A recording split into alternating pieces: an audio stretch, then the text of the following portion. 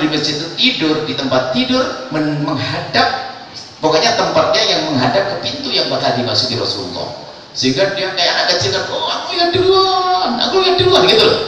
Dia anak umur 14-15.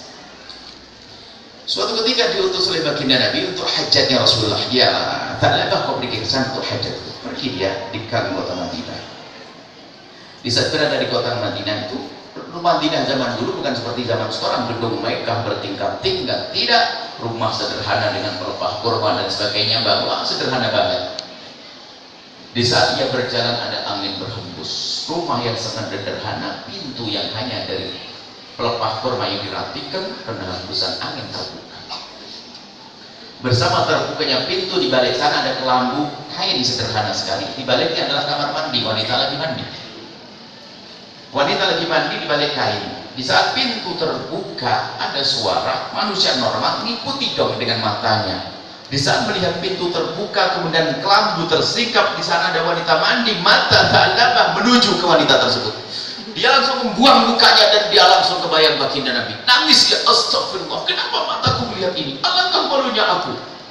Bingung dia, nggak ngerti solusinya bagaimana. Dia bingung, bimbang, saking takutnya, malunya dengan Rasulullah, bimbang, takut, bingung. Pulang nggak berani. Sampai pasti ada wahyu yang turun, karena yakin betul kalau ada yang nggak baik pasti ada wahyu turun. Pasti ada wahyu yang turun untukku. Dia bingung mau pulang, takut kepada baginda Nabi. Dia berjalan saja mengikuti arah langkah kakinya. Semakin jauh Nabi menanti, tidak ada datang. Di sholat yang pertama, waktu sholat kedua, waktu sholat ketiga nggak datang. Akhirnya Sayyidina Nabi bertanya kepada Ya Umar, Ya Salman, tolong cari Tha'labah. Diubek di kota Madinah nggak ada, di ibunya nggak ada, ibunya bingung nyarinya, nggak ada Rasulullah. Setelah beberapa hari Nabi berkata, coba kau cari di sana, ada wahyu turun. Kau cari di antara bukit itu, ada 2 bukit itu, kau datang ke sana, dia ada di sana. Jauh nih, namanya bukit, ya pun bukit di tubuh ini jauh banget. Datang oleh Sayyidina Umar sama Sayyidina Salman ke cari. Ada sesuatu yang bergerak dari jauh, didatangi mengembala kambing itu kalau dari jauh kan geraknya bareng kayak daun berjalan itu. Dari jauh itu berjalan, datangi pengembala kambing, tanya, Bapak tahu? Nggak tahu. Di ujung yang paling ujung terakhir, jangan-jangan ini yang pengembala kambing, kan dari jauh nggak kelihatan. Dia datangnya bukan, ditanya, Pak, mohon maaf Pak, iya Pak, apakah Bapak ngelihat anak kecil di sini? Kata pengembala kambing, oh banyak, itu kan kampung, anak kecil banyak di sini. Bukan dimaksud saya ada anak kecil ini umurnya 14 tahun, cirinya bagaimana?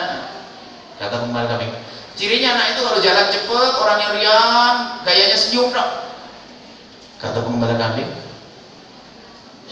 ada anak kecil, tapi nggak begitu dia, tapi cengeng dia, turun nangis, memang jalannya cepet. Mana orangnya? Dia disembunyi di balik batu di atas itu.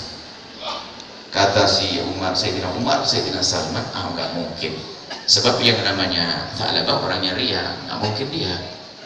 Cuman kata Salman, ya mungkin juga, dicoba deh. Di mana Pak tempatnya Pak?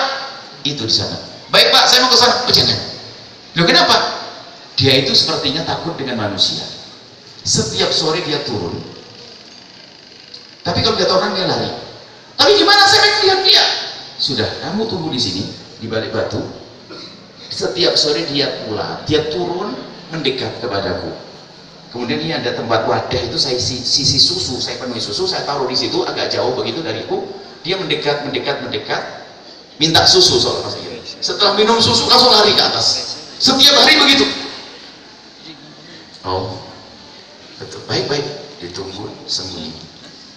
Setelah itu betul ada bayangan yang turun, mendekat ke susu. Sayyidina Umar sama Sayyidina Salman lihat, semakin jelas. Tiba-tiba Bapak berkata, Ya Tha'labah. Benar dia ya Tha'labah. Kaget Tha'labah bisa begitu. Siapa kau? Aku Umar. Kenapa kau datang ke sini? Apakah diutus Rasulullah? Apakah telah datang wahyu mengatakan Tha'labah begini? Tidak. Aku tidak disuruh untuk itu. Aku disuruh untuk mencarimu. Tidak. Aku malu dengan Rasulullah. Aku takut. Aku malu. Lari. Dikejar. Sayyidina Umar masih kekal. Tha'labah sudah berapa hari? 40 hari. Dikejar, dipegang, naikkan di atas kendaraannya. Bukan mobil. Dia mengatakan kuda atau onta begitu, dinaikkan, begitu naikkan, dipegang, kau pulang, nangis dia, aku progres. Kenapa kok yang malu gak ngomong, kok aja saya malu dengan Rasulullah. Di perjalanan semakin lemes dia, datang sakit. Akhirnya karena sakit nggak tega dibawa ke Rasulullah, dititipkan di hidupnya. Setelah ibunya nggak mungkin lari, dia sakit. Baru lapor, ya Rasulullah sudah ketemu Tha'labah. Di mana dia? Ada di rumah ya Rasulullah. Kenapa tidak kau bawa ke sini? Dia sakit ya Rasulullah. Apakah saya gendong sekarang sini Rasulullah? Tidak. Biar aku yang datang sana. Allah. Nabi datang. Nabi datang kepada Tha'labah, diketuk pintu. Ketuk pintu masih nggak kaget Tha'labah, nggak menduga Rasulullah. Setelah dengar suara Assalamualaikum, dengar suara Nabi, gemetaran Tha'labah. Mukanya ditumpahkan ke bumi. Begitu takutnya. Sampai diketuk. Menjawab tapi karena salam Nabi adalah doa. Waalaikumsalam, dijawab. Sampai Nabi masuk dekat ke Tha'labah. Kenapa nggak mau didekati? Buang mukanya ke tanah. Oleh bagi Nabi dia, Tha'labah kenapa engkau? Diletakkanlah kepada Tha'labah di pangkuan suci Rasulullah. Kalau saya membaca kisah ini enaknya, ya Allah, seandainya kepala ini numpang di paha Rasulullah yang suci. Allah, sallallahu Nabi Muhammad. Tha'labah di saat kepalanya di pangkuan bagi Nabi, rupanya dia menurunkan sendiri, dijatuhkan sendiri. Ya Rasulullah, jangan letakkan kepalaku yang punya mata kotor ini di paha sucimu ya Rasulullah.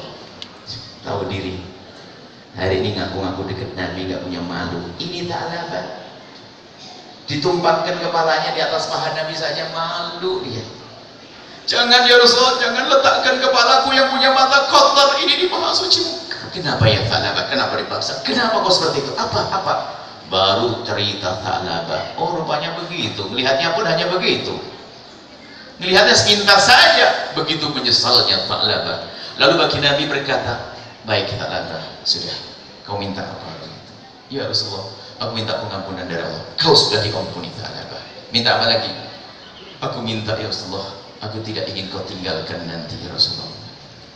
Pintar banget mintanya. Karena selama ini dia nangis takut ditinggal Rasulullah rupanya. Hijab Nabi, kau tidak akan aku tinggalkan. Kau akan bersamaku nanti di surga. Senangnya dia baru melihat wajah Nabi.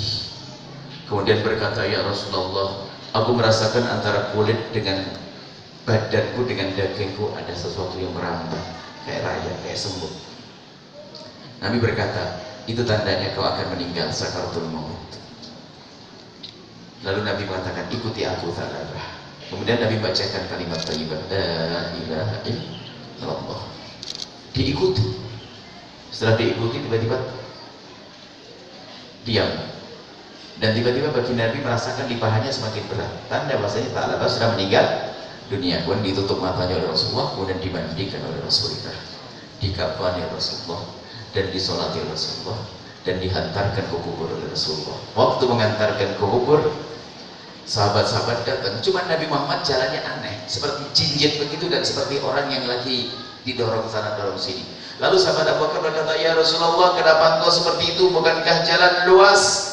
Dijawab, wahai Abu Bakar, aku melihat bahwasanya malaikat pada turun mengiring jenazahnya Tha'labah sehingga aku hampir tidak punya tempat untuk menginjakkan kakiku berjalan.